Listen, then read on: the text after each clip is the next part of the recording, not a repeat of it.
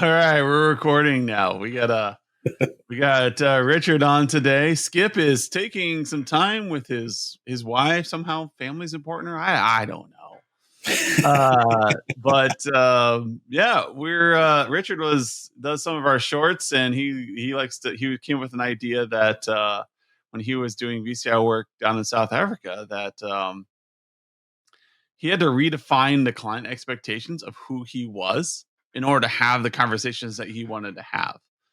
And so I kind of want to revisit that. Like, how do you redefine it? It's similar to keeping the main thing, our podcast from a few weeks ago. But when you walk in the door, if the people in front of you are expecting you to talk about technical stuff, they're expecting to have a PowerPoint on the firewall design or the layout of the network, you might need to redefine who you are. Mm-hmm. Absolutely. And so just to set the tone and to give everybody a sort of a background where I come from. So I was working for an MSP in South Africa where we were doing the typical type of thing. We had our account managers / salespeople, and we decided we need to make that pivot of having dedicated VCIOs within the company. And it was a hard step, first of all, for the business to make that change, because all of a sudden you have these expensive resources that are sitting in front of the clients, but they're not making sales. So how are we going to be generating that revenue? But additional to that, it was difficult in the beginning for the client to understand this concept of, well, what is a VCIO? Most clients didn't know what a CIO was. Never mind, now you're adding these extra syllables in front of it. Like, what now? And it was a big challenge in the beginning. But what I will say is that if I get a little bit excited in this podcast, it's because it's something I'm passionate about, and I saw the change, and I wish more MSPs could make that step in having those dedicated VCIO roles, because it is a game changer. I never got anybody fired, but I will say that we really did slow down on our sales because of the passive sales that were coming in from the VCIO conversations that we were having. Passive sales. Yeah. Say a little bit more about that. Yeah. So how we structured it was, obviously, if a client doesn't know what to expect for a meeting, you guys have mentioned in a couple of the podcasts leading up to this, if the client doesn't know what to expect coming into a meeting, they are reluctant to go into that meeting. And it's the same with us. Adam, if you phone me up and go, hey, I've got this awesome idea, are you in? I go, what's the idea? Tell me about it first before I jump in. And a lot of the time, the clients were hesitant. I'd pick up the phone and go, hey, I want to sit down and have a cup of coffee with you. And they go like, okay, what are you trying to sell me today? No, this isn't a sales pitch. I just want to come and find out how things are going at company A. And we struggled a bit in the beginning just because of the expectation of the client was, Richard oversees my account. Richard's going to come and speak to me. Richard's going to try and tell me about all these projects that we need to do because of all this technical stuff going on in the world. I don't have time for that right now. Neither does my budget. And it took us a while, but I will never forget, we went to one of our clients, and I'm not going to mention any names, but this had been a client of the MSP for about 20 years. They were one of the first clients that the MSP I was working for had signed on. And our primary contact there was very engaging. He understood the technical, but his boss did not. And I remember going into meetings beforehand where he would doze off, and literally like sit in the corner and watch the back of his eyelids because the meetings were all technical. And once we got the VCIO conversations off the ground and we changed the client's expectation, he wouldn't shut up in meetings. We would literally go there for an hour. He would just do all the talking. Yeah. And my boss walked in with one of those meetings with me. He's like, how did you get this guy to talk so much? And I said, it's simple. I said, we made the meeting all about him and not about us. It's not about what I can do for you as the MSP. Tell me what your struggles are. Tell me what your victories are in the business. Tell me where you're going with the business. And he did all the talking. And I did very little talking. In the webinar yesterday, Adam, you were talking about going into these meetings with a pen and paper. And that's literally what I did. I said to my boss, I said, you leave your laptop outside. I said, if you bring your cell phone in, you put it upside down on the table if you need it on the table. Otherwise, I don't want it on the table. And just make the meeting all about them. And we walked out of there with a couple of projects in the pipeline, that they had been struggling to sell the customer for the last 3 or 4 years. Yeah. So it was pretty epic to see that change, going from no, we don't really have time to see you, to okay, now I'm not going to keep quiet in the meetings. Yeah. When you change that dynamic, and I keep telling people this over and over, is that it is simple how to have better conversations and to sell more with your clients. And they're like, well, what tricks do I do? What kind of like tweaks do I make? And how do I present this data better? How do I show ticket data so that it helps us feel valued? Hmm. And you're working too hard on the wrong things. So yeah, our Yeah, webinar yesterday was we're talking about the mistakes that MSPs make in QBRs, and that talking about the wrong thing, when your client feels like they're going to come into a technical discussion, they don't want to be there, or they're being there as due diligence.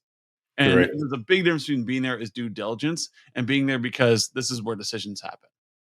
Yeah. And so So, when we talk to people about potential customers, when we talk to leads about selling our software and our process, we get this reluctance because people are like, oh, another one of these. This is going to be like a 6-month forklift. It's going to take me forever to go here. I'll listen to this because I know QBRs are important, but it's just too much work for us right now. hmm, And we come in there trying to redefine, like, look, it doesn't take a lot of work. It's very simple. You just got to flip the switch. You got to flip the narrative. And I had to flip the narrative with MSPs because they're expecting me to talk about this, 300-step process or this 6-month migration into our client portal. And I say, no, it's simple. Let's just make you look good.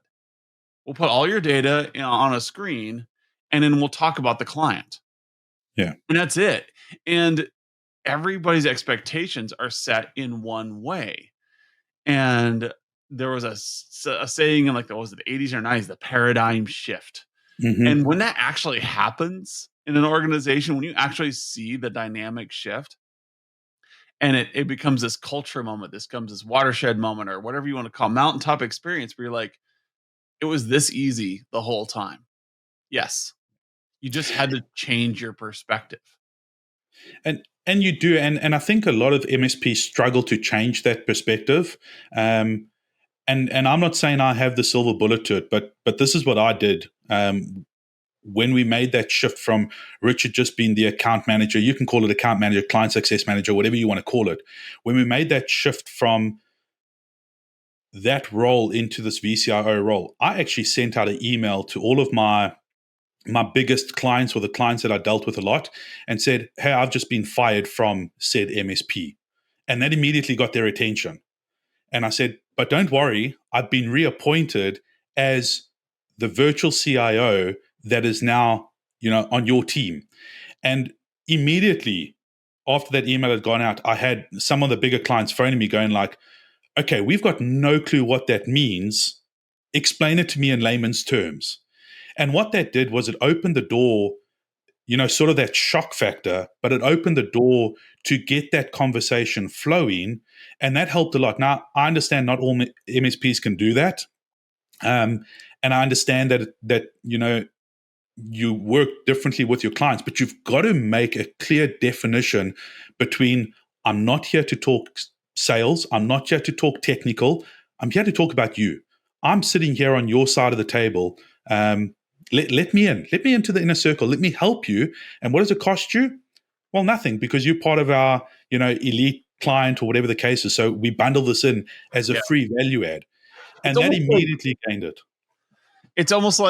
we need to redefine MSPs as BSPs, business solutions providers, Yeah. and be like, hey, we're going out of business as an MSP. We're going to become a business solutions provider. We're going to focus on business solutions rather than technical. We don't care where the tech comes from. We care about how it affects your business. And so redefining who you are as a company. Are you a company that provides technical assets to businesses? If that's the case, you're just you're a retailer. Hmm. That's fine. That's a noble profession. My first job was a PC retail shop. I built PCs in the back, I repaired PCs in the back, and I got them to customers. We were a tech shop. But if you want to be seen as a solutions provider, hey, do they need security? Do they need cyber insurance? Do they need servers? Do they need something that's going to help them process more clients? There's all this technology out there. Do you need to be a Microsoft reseller in order to provide this suite? Mm. Probably, it makes it easier, but that's not your end goal. Your end goal isn't to sell Microsoft licenses. Your end goal is to help the client through your services. And when you think of yourself as that service provider, I'm coming in not to provide service to the technology. I'm coming in to provide service to the business. Now you've got to think differently. Even your engineers think differently. Think, oh, well, why aren't they just doing this? They could easily solve that problem, like because you never told them about the problem. And you didn't tell them about the problem because you didn't know what the problem was. And they never told you. There's no communication going on because everybody sees you as a Best Buy. They Correct. see you as the shop to go to when they need to buy a new computer. That's what they see you as. But if you can redefine it to, hey, Richard is the person we go to talk to when we need a solution to a problem. Yeah. What's the problem? Well, pitch him the problem and say, well, is there anything that can help us with that? Hey, ChatGPT has a great new feature that you can actually use to help with customer service in this area. Oh, I didn't know about that. Well, now Mhm. you do. Would you like us to look into and build up a couple RFPs for you? Do an RFP to figure out which solution would be best for your organization. What's your budget? Yeah. Yeah. And, it, like, we can go back to COVID times, and it was an interesting time. But one of the things that stood out for me during COVID was I got probably our top 5 to 8 clients, and I approached all the CEOs or the managing directors and said, hey, I want to do an internal webinar. We're not going to publish it out loud or out on the web. I just want to get everybody into the same digital room, and let's just talk about the challenges we're facing from a technology problem or from a business problem, and do a little bit of brainstorming together. And it was so incredible to see people, even within the same industries, helping each other. Yeah. And ultimately, people want to help each other. Competition's a good thing, but at the end of the day, we all want to help each other and see each other succeed. And that's part of this shift of changing the client's expectations of what you're there for. And yeah, great. Not all MSPs, can afford to have a dedicated VCIO or whatever the case is, but you need to start setting those boundaries with the client. To say, okay, well, what is this conversation about? And Skip has touched on this quite a bit in some of the other podcasts. And really, when we made that shift to me being a VCIO and a customer would call me, the first thing I'd say is, what capacity are you speaking to me in? Do you need me to give you a technical solution? Do you need me to give you a business solution? Or are you just phoning to, make a lunch date? And very quickly, we were able to then figure out, okay, well, what hat am I wearing for this conversation? Or it would be a case of, hey, Richard, I actually called you because we're needing some new computers in the office, but you're probably not the right person to speak to because you're going to get the sales lady in the office. So thanks, nice chatting to you. I'll speak to you later. Put the phone down and phone the sales lady in the office, Yeah. because we started to set those expectations. And it takes some coaching. Sometimes you got to be upfront with your client. Hey, listen, great that you called me, but you're calling me about a mouse. If you want a quote from me about a mouse for your computer, it's going to take me 3 days to get it back to you. You've spoken to the lady in the office. She handles the sales things for that type of thing. Can I redirect you to her? And what that does as well is that the client then becomes happier because they know when they're speaking to Richard, it's for solutions to their business problems. And if they need a quick turnaround time, don't speak to Richard because he's not going to get you your mouse in 3 days' time. The lady in the office, Sonia, oh yeah, she's going to get it to you and probably deliver to you the next morning. So it was a case of coaching and mentoring the client as well to redefine the client's expectation of what the conversation is about. Yeah. And it is, I feel like people are like, oh, this is just drinking the Kool-Aid. It's snake oil. No, this is just It's not. conversation 101, guys. Every once in a while, you have something where you start doing it, and you're like, oh, that was a neat trick. Mm-hmm. And it's like, for a lot of people, it's like, well, that's how we've been doing it for forever. Yeah, and now you just focus on that. It's like, I love making fun of those cooking hack videos, because they're like, look, you can peel an apple, and they boil. First, step one, boil water. Step two, dump apple in water. Step three, take it out and just pull the skin off. Like, it's called blanching. Why is this news? Because it Where was stinks your like mother that you did not know how to do this thing? And like, Richard can say 1,000 things like this, like first world problems, like people who just don't know basic things, right? Because yeah. Richard's from South Africa. Like, he's like, you tell stories every once in a while, you just bring something up and like everybody knows how to do this. Like, no, they don't. Yeah. And it's odd because I assume that when people are walking into meetings with their clients, that they're talking about these things. But then I watch these discussions on Facebook, and these people are adamant that they need to convince the client to buy more. And I'm like, what are you doing? Like, Nope. you can do that. You can play that game like, hey, client, buy more from me. And there's lots of sales tricks, and it's a whole arena built around teaching MSPs how to sell better. And in the end, if you boil down any of the good books, if you boil down any of the good techniques, all it is this simple thing of, you actually need to talk to your client, like actually treat them like a human being and engage with them, and the sales will flow naturally, as Richard said earlier. Like, those what did you call them? The passive sales. Mm-hmm. The, the reason why people don't want to preach that is because I can't sell you a package as a salesperson. I make no money off of that. I, as a vendor, do not make money off of passive sales. I need to coach you. Coaching is where I make my money. I make money off of you hiring our services so that we can actively push your products. And you need to believe that you can't live without us. But there was this $10,000 per client method over here that you could do for free, called get a cup of coffee, walk over to your client and say, how are you doing? Yeah.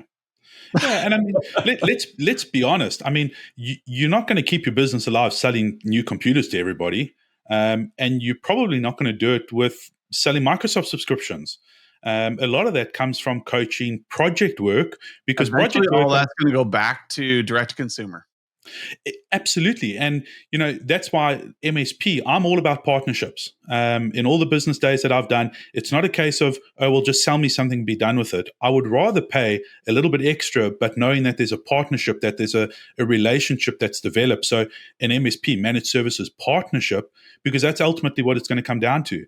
The client, I mean, you can walk into Costco or any of these big brand names and walk in there and buy a top of the range new laptop for $1,000. Their markup on that is so minuscule, but it's the relationship that you develop with that brand, and that's exactly the same as what we should be doing with our MSPs. It's about creating those partnerships where they come to you to buy the piece of computer or the piece of hardware, not because you're necessarily the cheapest, but because of the partnership that is there. And that helps to set that client expectation. In South Africa, again, the demographics are different. Hardware is still expensive in South Africa. And MSPs are certainly not the cheapest, because you've got these big box retailers like the Amazons of the world who can sell it to you for 20% cheaper. But the clients would come back because they know the partnership and the relationship is there.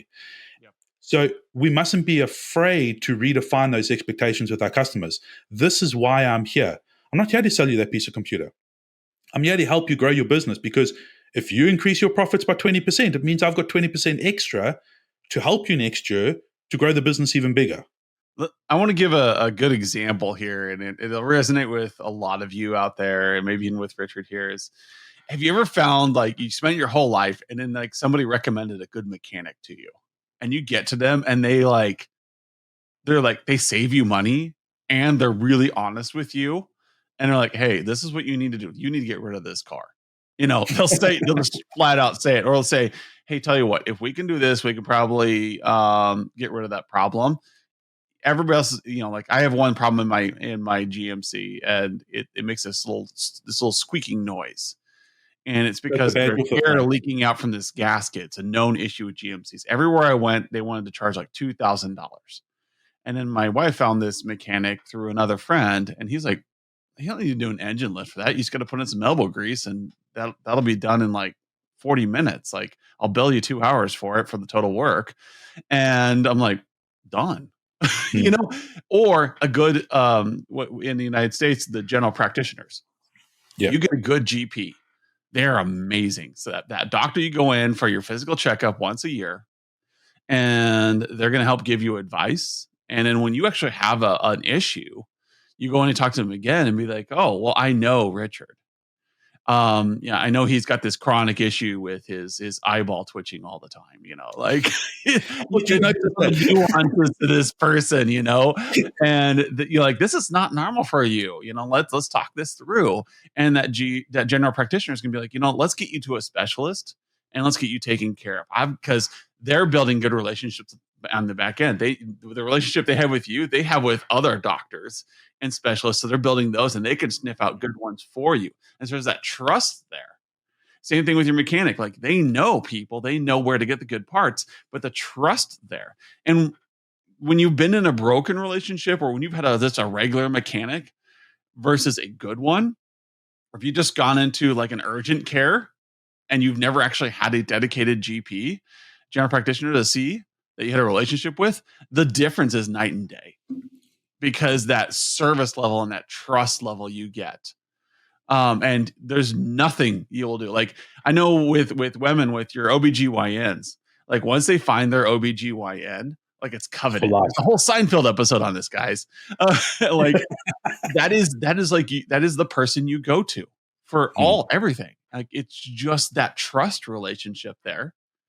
And you want to be like that for your MSP and client relationships. You want your clients to say, "Oh my gosh, you got to work with Richard.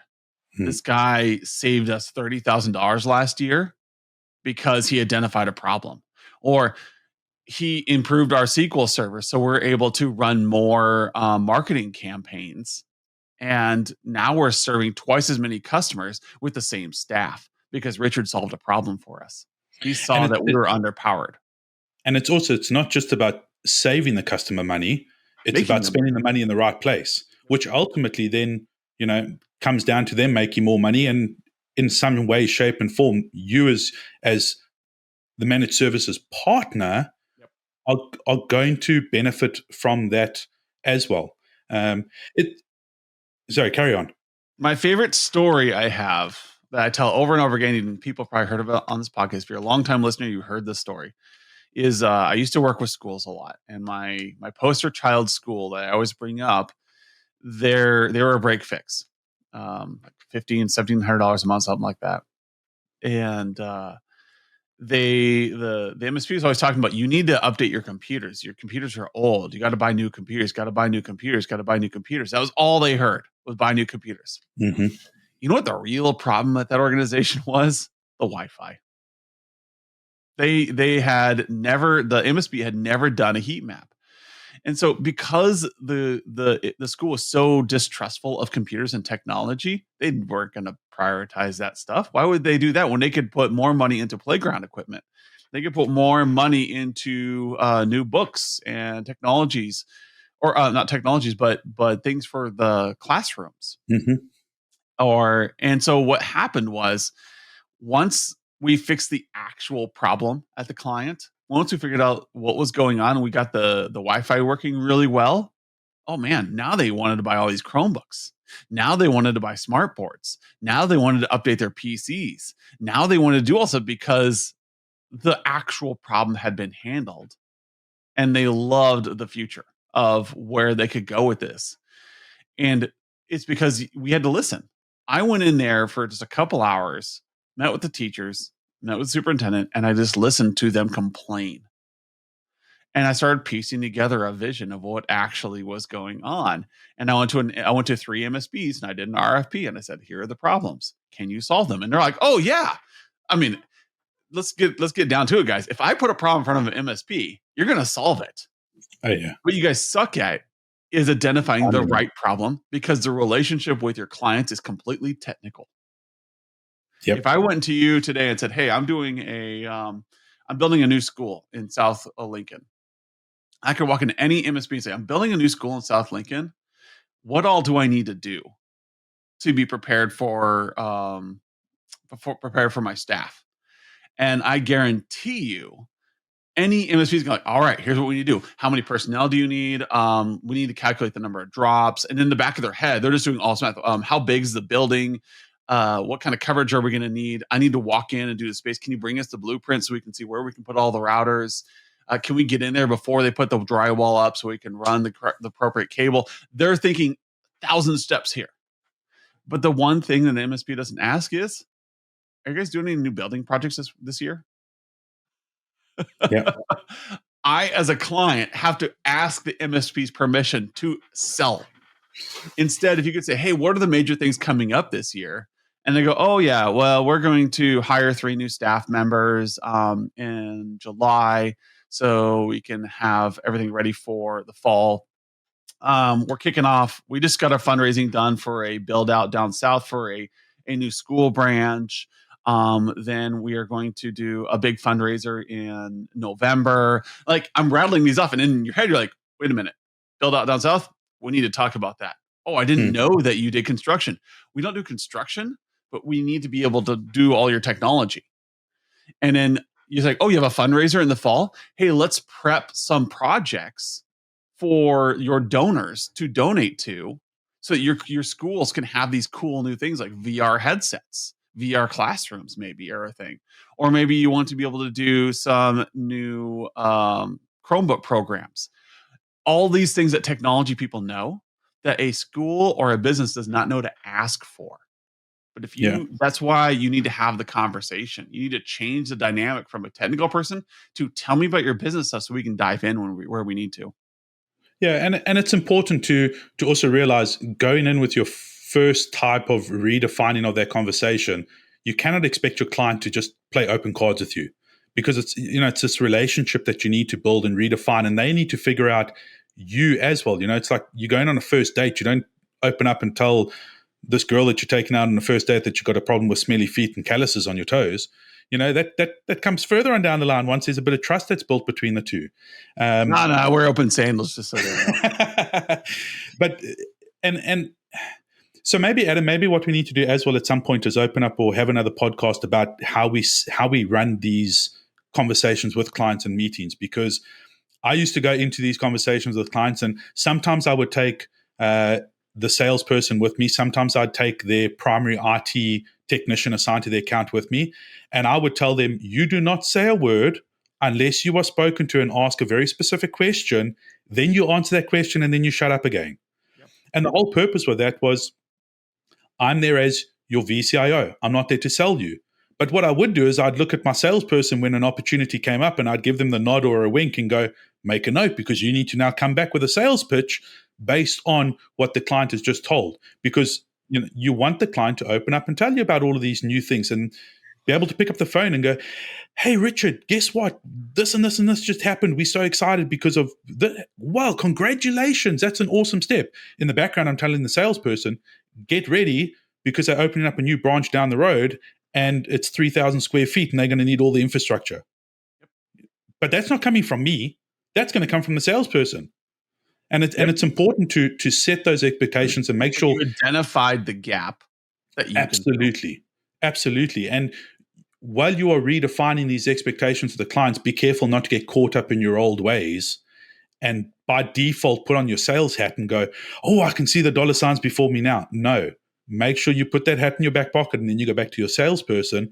Or when you finish with your conversation as your VCIO, then you put on your sales hat and address it from a sales perspective. Yeah. Those are some great final thoughts. And this episode pairs really well with keep the main thing the main thing. Absolutely. You can work as hard as you want. You can be a very hard worker, but be working on the wrong things. Mm-hmm. And that is a lesson to take in every aspect of your life, whether it's your relationships, your business partnerships, your employees, whatever it is. If you're working really hard, you can feel underappreciated, which is why we focus on how to show our value. Instead, work on the right things, and the client will praise you for them because you're solving problems that they care about and you're hitting their language, and everything is going to move forward. But you have to redefine the client expectations, because if they see you as a janitor, they'll treat you as a janitor. If they see you as a partner who cares about them, they'll treat you as a partner that cares about them. Absolutely. Thank you, Richard, for coming on today. It's always a longer conversation when we have Richard on. So I apologize. it's Not good. really. It's good. It's an engaging conversation, and we'll have you on again, man. Thank you for coming. Sounds good. It's a pleasure. Night. Later. Bye.